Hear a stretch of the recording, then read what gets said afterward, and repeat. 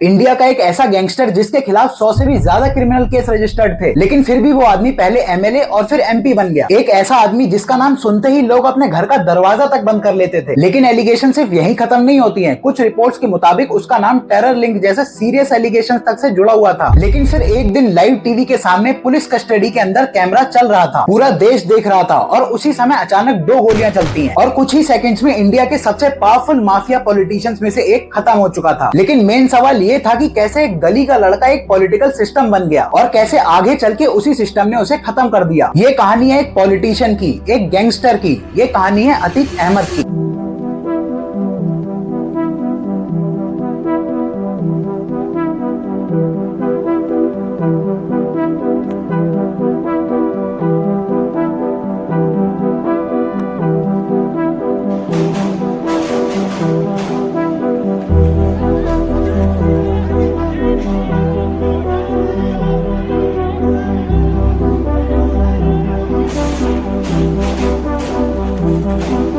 तारीख थी 10 अगस्त 1962 और इलाहाबाद के एक बहुत ही गरीब घर में एक लड़का पैदा होता है जिसका नाम था अतीक अहमद और उसके पापा इलाहाबाद में टांगा चलाने का काम करते थे। मतलब ना ही कोई पॉलिटिकल बैकग्राउंड और ना ही कोई पावरफुल फैमिली, लेकिन फिर भी ये आदमी आगे चलकर ऐसा इंसान बन गया था जिससे सब डरने लगे थे। यहाँ तक उसका पहला पुलिस केस भी उसके टीनेज में ही रजिस्टर हो गया था, जो कि कोई बड़ा ऑर्गेनाइज्ड क्राइम नहीं था बल्कि एक लोकल लेवल का क्राइम था। लेकिन यहीं से एक पैटर्न सा स्टार्ट हो गया था। जो छोटे लेवल के क्राइम थे वो धीरे धीरे बड़े नेटवर्क्स में कन्वर्ट होने लगे और यही टर्निंग पॉइंट था जहां से एक आम लड़का क्राइम की दुनिया में घुसता चला गया। उस टाइम का लोकल एनवायरनमेंट ऐसा था जहां लॉ एनफोर्समेंट बहुत वीक था और पावरफुल और स्ट्रॉन्ग लोग ही रूल कर पाते थे। और अतीक ने इसी सिस्टम को समझा और उसे अपने फेवर में यूज किया। सबसे पहले छोटे लोगों पर दबदबा, फिर लोकल लोगों पे कंट्रोल और फिर धीरे धीरे यही कंट्रोल एक ऑर्गेनाइज्ड नेटवर्क में बदल गया। 1980s तक सिचुएशन ऐसी हो चुकी थी कि अतीक सिर्फ एक क्रिमिनल नहीं था बल्कि वो एक एरिया कंट्रोलर बन चुका था। लोग उसके खिलाफ बोलने से डरते थे और यहीं से उसकी जर्नी स्टार्ट होती है और स्टोरी एक डेंजरस टर्न ले लेती है। एक ऐसा टर्न जहां क्राइम और पॉलिटिक्स एक दूसरे से मिल जाता है। 1980s का एंड और 1990s के शुरुआत का समय था और इलाहाबाद का पॉलिटिकल एनवायरनमेंट बहुत अलग था। यहाँ पावर से वोट से नहीं बल्कि इन्फ्लुएंस से डिसाइड होती थी और इसी सिचुएशन को समझ के अतीक अहमद ने अपना नेक्स्ट मूव लिया। 1989 यही वो साल था जब अतीक अहमद ने अपना सबसे पहला इलेक्शन इलाहाबाद की वेस्ट असेंबली सीट से लड़ा। अतीक ने अपना पहला इलेक्शन इंडिपेंडेंटली लड़ा और शॉकिंगली वो जीत भी गया। सोचिए, एक ऐसा इंसान जिसके खिलाफ मल्टीपल क्रिमिनल केस रजिस्टर्ड है वो पब्लिक के वोट से जीत रहा है। लेकिन फिर सवाल ये था कि लोगों ने उसे वोट ही क्यों दिया। तो देखिए, ये इतना सिंपल नहीं था। कुछ लोगों का कहना था कि डर की वजह से, लेकिन कुछ लोगों का कहना था प्रोटेक्शन की वजह से। तो अब आप पूछोगे कि डर तो समझ आता है लेकिन प्रोटेक्शन कैसी? क्योंकि कुछ एरियाज जहां सिस्टम वीक होता है वहां स्ट्रॉन्ग आदमी लोगों को प्रोटेक्शन देते हैं और अतीक अहमद ही वो स्ट्रॉन्ग इंसान था। अतीक को जब एक बार पॉलिटिक्स में एंट्री मिल गई तो उसकी पावर और भी ज्यादा बढ़ने लगती है। अतीक मल्टीपल बार एमएलए भी बनता है और फिर साल आता है 2004 और अतीक यूपी की फूलपुर लोकसभा कॉन्स्टिट्यूएंसी से जीतकर एमपी बन जाता है। और अब इस पॉइंट पर उसके पास सिर्फ गैंग नहीं थी बल्कि पॉलिटिकल पावर भी था, जिसका मतलब उसकी रीच, इन्फ्लुएंस और कंट्रोल